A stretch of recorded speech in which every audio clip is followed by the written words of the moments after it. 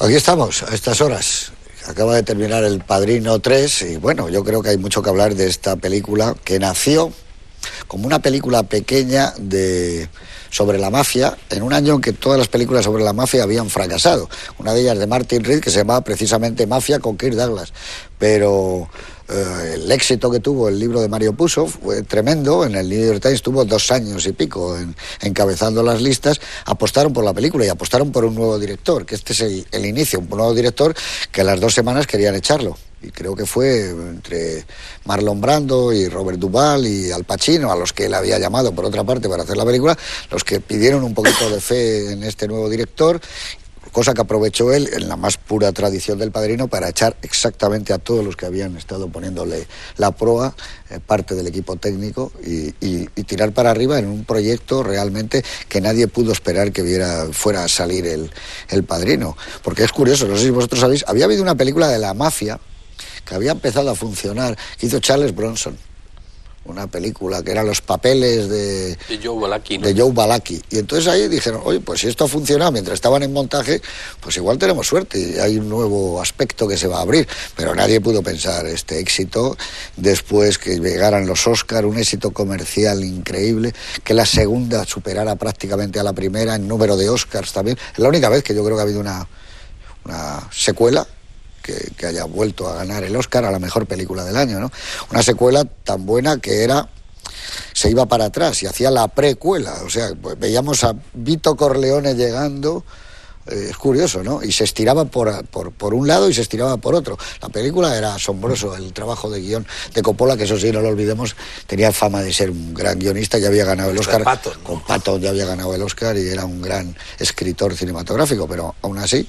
Aquí lo que yo veo en esta película, y según decían algunas personas en Los Ángeles, es que ellos habían trabajado no sé cuántos meses tratando de hacer El Padrino 2, y aquí fueron, me parece que 4 semanas y media lo que hicieron este guión, lo cual es también prodigioso. Hay que tener un conocimiento también de la manera del cine y literatura tremendo, porque 4 semanas y media. Pero me parece que hubo 12 redacciones. Yo he leído que tardaron 6 meses. 12 versiones, 6 meses. Creo que eso fue... De marzo a noviembre. Ahí hablaban de un tratamiento... Del año 89, creo que es donde estuvieron escribiendo. Lo que llamáis guión es un tratamiento que hicieron ellos y que es muy poco trabajada estaba, decían. Pero hombre, yo pienso que eso se nota, es decir... No, yo no lo creo, ellos han optado... ¿Pero cómo que se nota? Si está lleno de paralelismos, de referencias, de entramados Bueno, precisamente internos. por eso es que él trabaja con una estructura previa y, como tú bien sabes, lo difícil en literatura y también en la escritura de un guión es tener una estructura, ¿no? Una estructura imaginativa. Y aquí la estructura imaginativa prácticamente no existe porque él reproduce las formas y la estructura, sobre todo de la primera parte. Y luego, cuando él se sale de la historia puramente mafiosa y familiar y se mete en el berenjenal del Vaticano, a mí me parece que la película cae mucho, porque es que toda la historia del Vaticano está muy mal desarrollada. Y luego la manera de resolverla en la secuencia final, en la gran secuencia final, a mí hay momentos incluso que me parece un poco ridícula. Ese arzobispo que va por las escaleras del Vaticano con casulla y mitra es una cosa absurda, ¿no? Y que cae...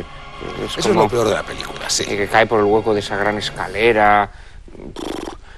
Ese personaje que interpreta Helmut Berger, que evidentemente, además físicamente está caracterizado igual que Calvi, el del Banco Ambrosiano, el que se suicidó en un puente de Londres, bueno, o lo mataron. Es un personaje sin desarrollo alguno, es una especie como de espantapájaros que luego aparece ahorcado. Yo creo que toda esa parte está muy mal llevada, muy mal llevada. Es decir, él quiere meter con calzador todo el escándalo de los banqueros de Dios, ¿no? De la banca ambrosiana. Ha habido una película, ahora que se ha estrenado una película italiana, dirigida por Giuseppe Ferrara, director de Cinema Verité, que cuenta toda esta historia, que por cierto, todo esto ya no ocurrió en el papado de Juan Pablo II, sino realmente, bueno, empieza antes, pero las muertes y demás ocurren ya en el papado de Juan Pablo II, ¿no? Acaba de salir también un libro de Eric Frattini, publicado por Espasa, que es prácticamente toda una historia de los negocios sucios del Vaticano, ¿no? No se refiere solo al Banco Ambrosiano, sino a lo largo de todos los siglos del Vaticano, ¿no? Libro interesante. Pero yo quería insistir un poco en esto de los paralelismos. Por ejemplo, hay 3 paralelismos interiores, 3 referencias interiores paralelas en la película que a mí me han llamado la atención. Una, la conversación entre, por una parte, entre Kay y... Estoy hablando de la parte siciliana, entre Kay y Michael, y entre Mary y Vincent, que reproducen prácticamente el mismo diálogo. Dicen, tienes que entenderlo de que recién, ¿no? Luego hay otro paralelismo curioso en la muerte de Zazza, en la fiesta esta italiana, la que perpetra a caballo Vincent. Hay un paralelismo luego con la representación de caballería rusticana, ¿no? Con los mismos encapuchados, que van desfilando. Y luego hay un tercer paralelismo que en este momento se me ha ido. ¿Cuál sería el tercer paralelismo? Muy curioso también. Espera, me vendrá. Bueno, luego también hay muchos paralelismos con partes anteriores, porque la foto de familia, por ejemplo... Acabo de recordar el otro paralelismo. El otro paralelismo es cuando matan al Papa, que inmediatamente aparece en el escenario de la caballería rusticana, aparece la imagen del crucificado. Un poco con la perspectiva de Mantegna, ¿no? En horizontal hacia la cámara. Sí, yo lo que ha dicho Juan Manuel, yo estoy sustancialmente de acuerdo con él. Esta es una película que se construye, a diferencia de las 2 anteriores, sobre modelos anteriores. Es decir, yo creo que para mí la gran fascinación que me produjo El Padrino 2 y que me sigue produciendo es que con un material tan rico como el del Padrino 1 prácticamente no hay casi ninguna referencia. Es la desorganización del material narrativo para construirlo de forma completamente distinta. Mientras que aquí esta es una película que, con la única excepción, desde mi punto de vista francamente deficiente en todos los campos de la intriga vaticana, todo se construye sobre lo anterior. Pero para mí eso tiene sentido porque es el final de un personaje, es el final de Michael Corleone, y es como si estuviera rememorando lo que ha sido su vida con sus aciertos y con sus fracasos. De tal manera que el asesinato de Zazza en las calles de Nueva York tiene el mismo paralelismo que se vemos también un momento en la película, de el primer asesinato es prácticamente en la misma calle del primer asesinato de Robert De Niro, el Brando joven. La reunión de mafiosos tiene su correspondencia en la segunda parte con la reunión de mafiosos en Cuba, que acaba también saldándose las cuentas antes o después, ¿no? Y de eso tenemos el inicio de la película, es una fiesta igual que la del Padrino 1, igual que la del Padrino 2. Y todos además tienen un significado. En la fiesta del Padrino 1, claro, y en la fiesta del Padrino 3 está Sofía Coppola. Y todos tienen un significado. Y todos tienen un significado, que es el entramado familiar y los enemigos que se introducen en ese entramado familiar. En todas esas fiestas viene alguien de fuera a perturbar el orden, ¿no? Concretamente. Bueno, pues eso se corresponde también un poco con el árbol familiar, que en este caso es bastante más disperso. Está presente el fantasma de Fredo, prácticamente en toda la película. El gran crimen que se atribuye a Michael Corleone, lo que no le deja morir, no es las muertes que esto, sino que ha ordenado el asesinato de su hermano, porque le pesa a su hijo.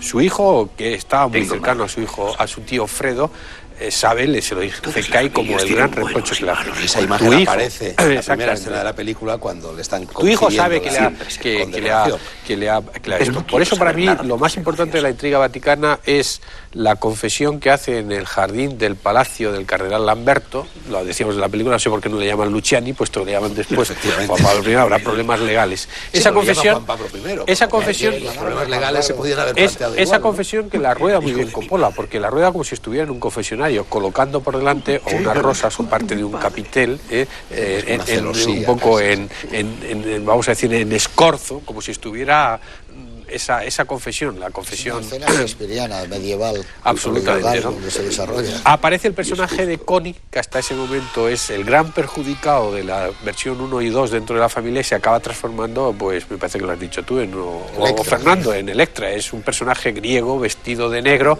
Hay un momento al final, cuando se produce la muerte, que ella se coloca el velo, igual que en Caballería Rusticana, que yo creo que tiene un significado muy claro, como ha dicho Fernando, ¿no? Y luego está el personaje pivotal, por eso sería tan bueno que hubiera cuarto, que es el de Andy García, porque Andy García es hijo de Sonny, aunque sea un bastardo, cosa que le cuesta que le corte la oreja. Es muy de Shakespeare concretamente, también, pero también también todos tiene... los bastardos mienten, dicen en un determinado momento por leer Pero el principio también de la tiene las huellas de Brando, y eso lo reconoce Connie como el hombre de fuerza de la familia, pero probablemente, lo ha dicho Fernando, después de toda esta situación va a tener otro significado. Hay una escena muy hermosa de la película, yo la escogería como para el final, como el mejor de la película, que es la mirada que le dirige, sentado ya en la silla del Don, Andy García en la casa de Sicilia a Pacino, cuando acompañado, conducido por Connie, que lo saca literalmente de la escena, se vuelve. Esa mirada que cambian uno y otro probablemente significa que el personaje de Andy García, todo lo que ha sido antes ya no lo va a ser, entre otras cosas porque ha renunciado el coste trágico, el coste familiar que le impone Pacino, que es la renuncia al amor, es decir, el ser persona, que es probablemente lo que hace que se revistan progresivamente casi todos ellos de una máscara. Brando tenía una máscara, qué diferente es De Niro de joven a Brando con una máscara. Corleone Michael es también una máscara, y probablemente si viéramos la cuarta, Andy García tendría también otra máscara. Yo creo que la injusticia viene de que nosotros, cuando vemos esta película por primera vez, esperamos algo nuevo. Pero no, cuando tú la ves incrustada entre las otras dos, tiene que ser así. Entonces, a mí me parece que cuando contemplas la película por separado y 10 años después, dices, hombre, esto ya más o menos lo he visto. Probablemente no nos dio tiempo con el 2 porque estaba muy cercano del 1.